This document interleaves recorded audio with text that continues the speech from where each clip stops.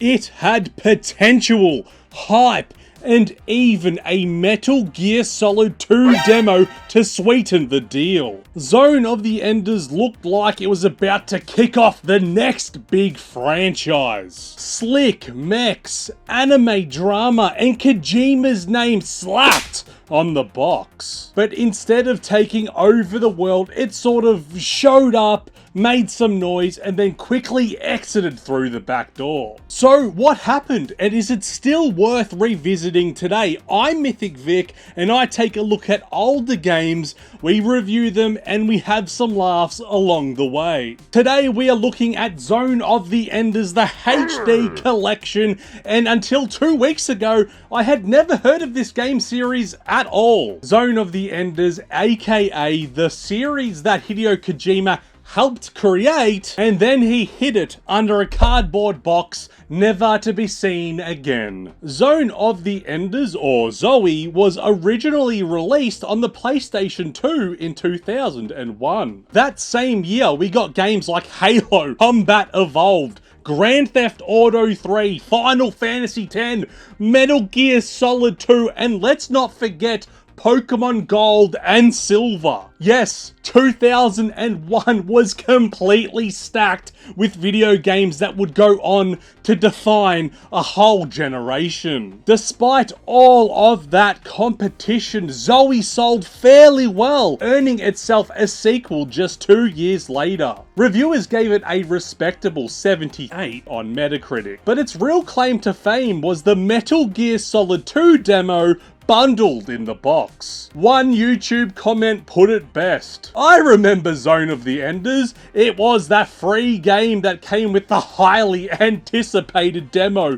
for Metal Gear Solid 2. Zoe might have had Kojima's name on the front, but the real architect was Noriaki Okumura. Kojima served as producer on the project. He'd sort of just pop in, suggest a dramatic dialogue or two, and then go back to writing the next batshit plot for Metal Gear Solid 3. It was Okumura that came up with the original concept. He also wrote the story as well as directed the whole game. The vision and execution, yeah, that was all him. When the second runner arrived in 2003, Shuyo Murata took over as director and writer. Kojima stayed on as producer again, but just like in the first game, his role was mostly oversight. But before we deep dive into the game, it's worth asking if there was anything else like Zone of the Enders at the time. Well, yes and no, mech games weren't new at all. Well, we had Armored Core and Mech Warrior, and those were good games in their own right, and Armored Core obviously went on to have another 6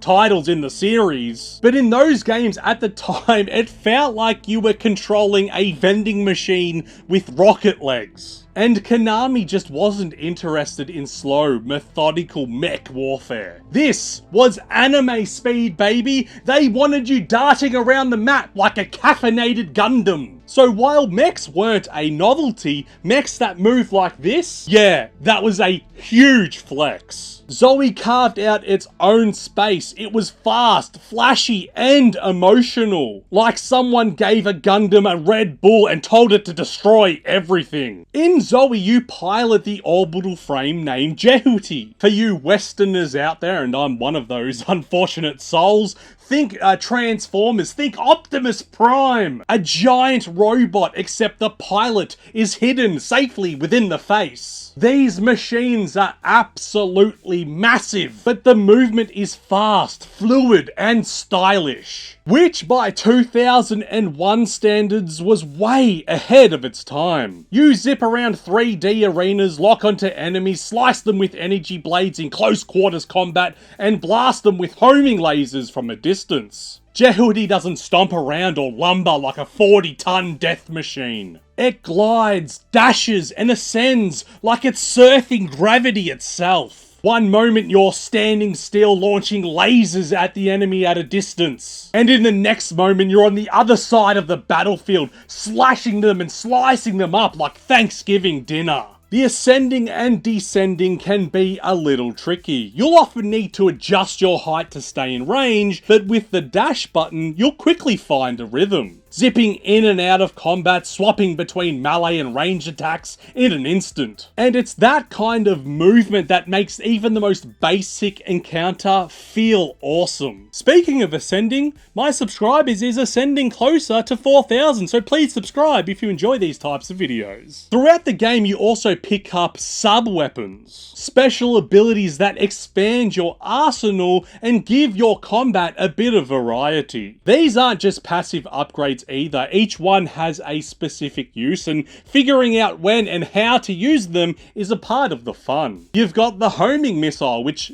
does exactly what it says on the label. Phalanx, a spread shot for crowd control. The Gauntlet, which is a long-range punch that can absolutely flatten enemies. You've also got the Clone ability, which creates a duplicate of Jehuti so you can escape sticky situations. The game doesn't just hand these out either. You'll find them tucked away in hidden areas or rewarded for defeating certain enemies, giving a little incentive to explore beyond just chasing the objective marker. Admittedly, not every sub-weapon is useful all the time. Some are pretty situational, and others feel like they were thrown in because the devs had an afternoon to kill. But when you do find the right tool for the right job, it just clicks and it feels great. And suddenly, a tough fight becomes a flashy ballet of lasers, dodges, and anime level of mayhem. And the sub-weapons don't just make you stronger, they help elevate the whole combat system. Because as fun as dashing and slicing is,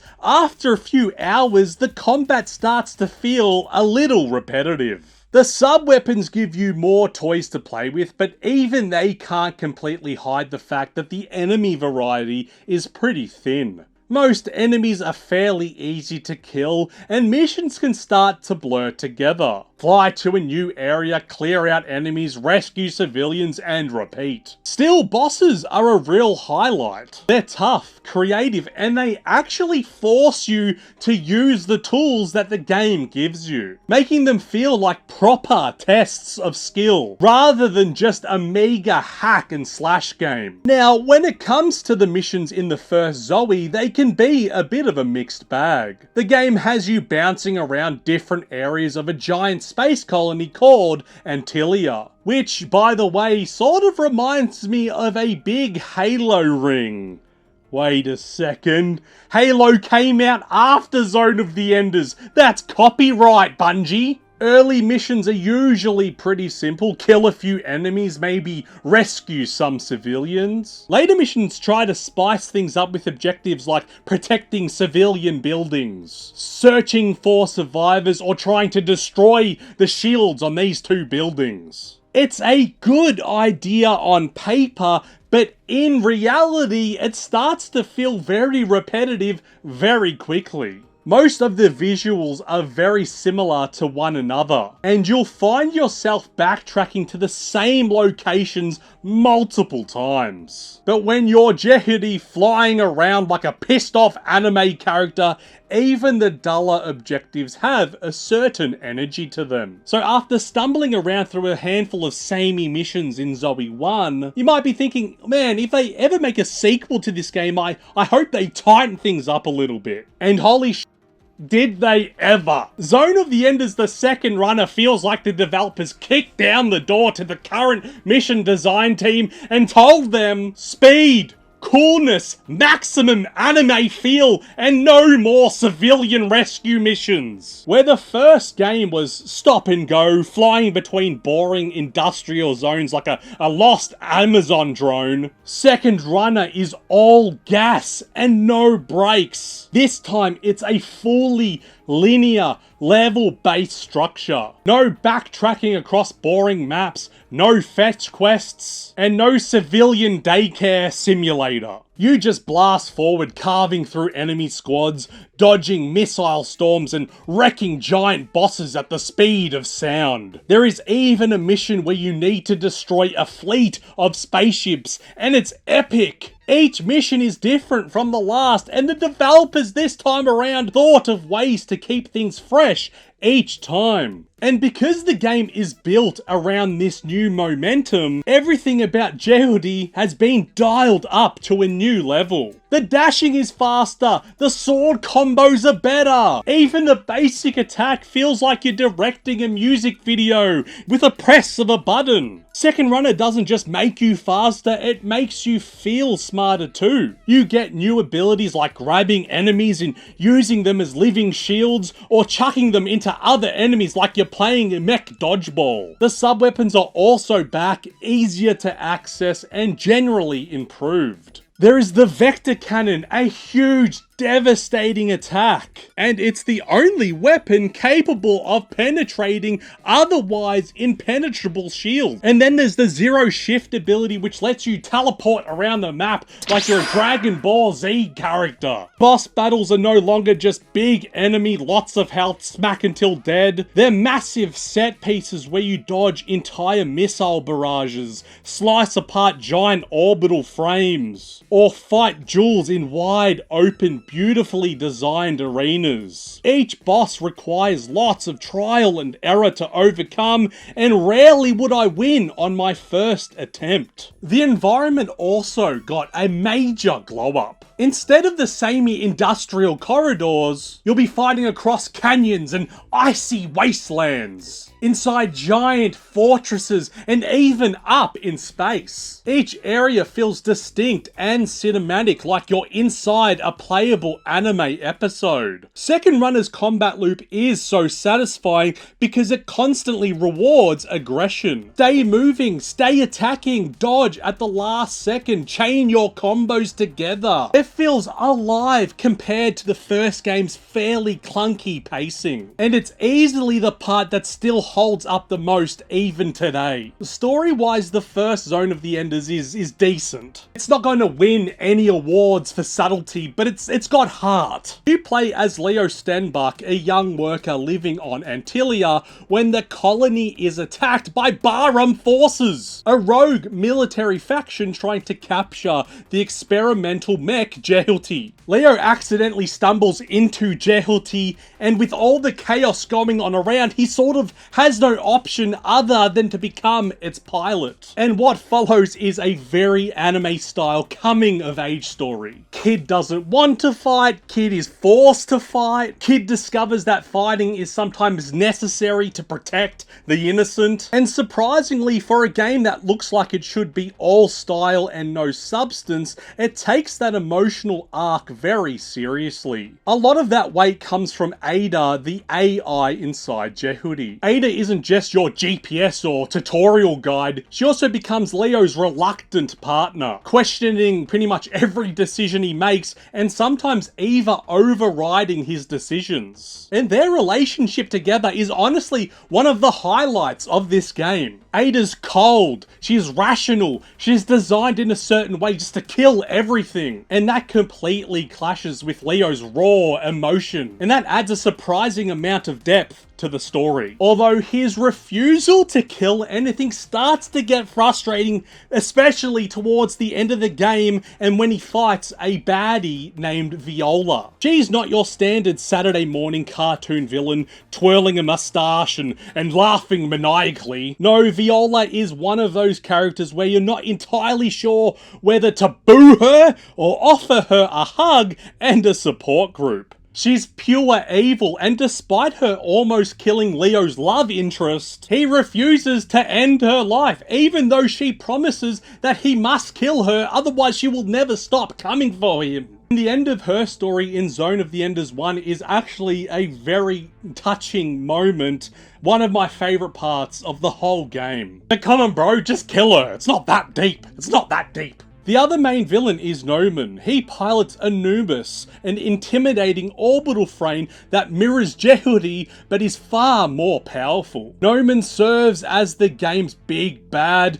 representing the full force of Bahram's aggression and their obsession with control through advanced technology. His ruthless, almost theatrical demeanor contrasts sharply with Leo's reluctant heroism. And it's clear from the get-go that Noman is playing a much larger and dangerous game than any other character in the series. The story can definitely lean into melodrama, and some of the voice acting is pure early 2000s cheese. But overall, it works. It's earnest and surprisingly thoughtful, especially for a game that could have just been all about, look at those cool lasers and cool mechs. Zone of the Enders, the second runner, picks up a few years after the first game and wastes no time throwing you straight into the chaos. And as you can see, the second game is more like watching an anime with its anime style cutscenes. And gone are those, those nice in-game graphics that we see in Zombie 1,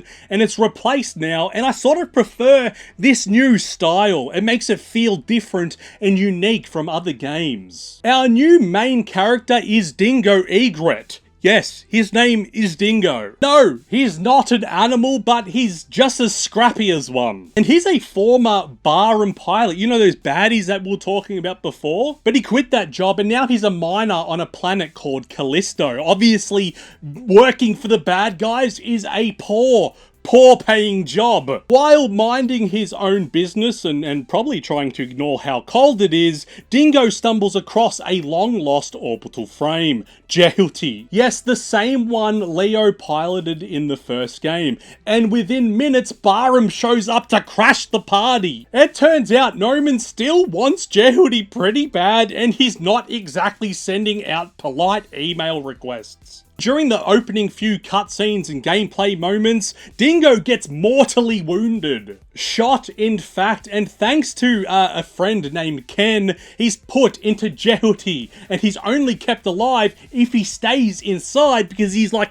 hooked up inside of its head. So now Dingo can only survive while he's piloting Jehuti. There's no pressure or anything. Basically, Jehuti is like his iron lung, like that guy that lived in this weird machine his whole life. What follows is a roller coaster of space opera, melodrama, and anime-fueled explosions. Dingo sets off on a mission to take down Barham and stop their doomsday plan of using a massive weapon called Orman. Think of Orman as the Death Star, if the Death Star also had philosophical conversations and stylish mech duels. Along the way, Dingo reconnects with old allies and also some new characters, including Ken Marinaris, who saved his life. A former barroom officer herself, and she still to this day has very confusing allegiances. And lucky for us, she also happens to wear very little